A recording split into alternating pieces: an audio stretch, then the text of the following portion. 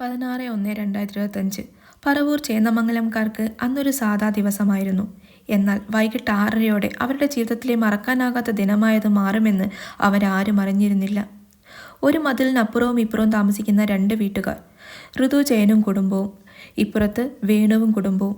വേണുവിൻ്റെ വീട്ടിൽ താമസിച്ചിരുന്നത് വേണുവും ഭാര്യ ഉഷയും അവരുടെ 2 പേരക്കുട്ടികളും പിന്നെ മകൾ ബിനിഷയും ബിനിഷയുടെ ഭർത്താവ് ജിതിനുമാണ്. എന്നാൽ ജിതിൻ വിദേശത്താണ്. 4-5 മാസങ്ങൾക്ക് മുൻപാണ് ജിതിൻ നാട്ടിലെത്തിയത്. നാട്ടിലെത്തിയപ്പോൾ മുതൽ സ്ഥലത്തെ പ്രധാന തല്ലുകൊള്ളിയും പ്രശ്നക്കാരനുമായ ഋതുവുമായി എപ്പോഴും വാക്കേറ്റമാണ്. വാക്കേറ്റം ആദ്യമായി തുടങ്ങിയത് ജിതിൻ്റെ വീട്ടിലെ നായയെ ചൊല്ലിയാണ്. ജിതിൻ്റെ വീട്ടിലെ നായ എപ്പോഴും ഋതുവിൻ്റെ വീട്ടിൽ പോകുന്നുവെന്നും അവിടെ കിടക്കുന്നുവെന്നാണ് പരാതി. എന്നാൽ നാട്ടുകാർക്കാർക്കും ഋതുവിനെപ്പറ്റി നല്ല അഭിപ്രായമില്ല.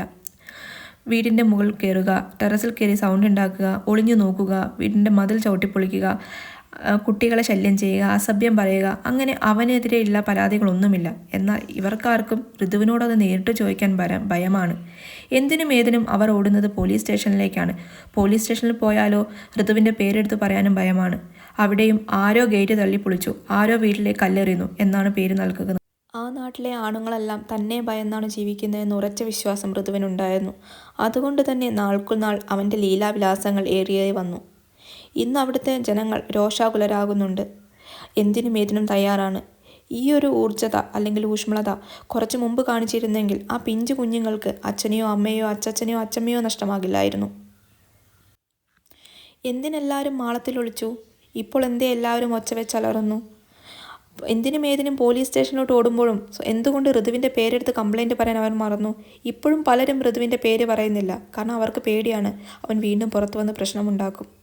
എന്തേ ഒരു 5 ആണുങ്ങൾ ഒരുമിച്ച് നിന്നാൽ തീരില്ലേ ഇവൻ്റെ ഈ ഗുണ്ടാ വിളയാട്ടം? എന്നാൽ ഈ വാർത്തയ്ക്ക് വേണ്ടത്ര മാധ്യമ ശ്രദ്ധ കിട്ടിയോ?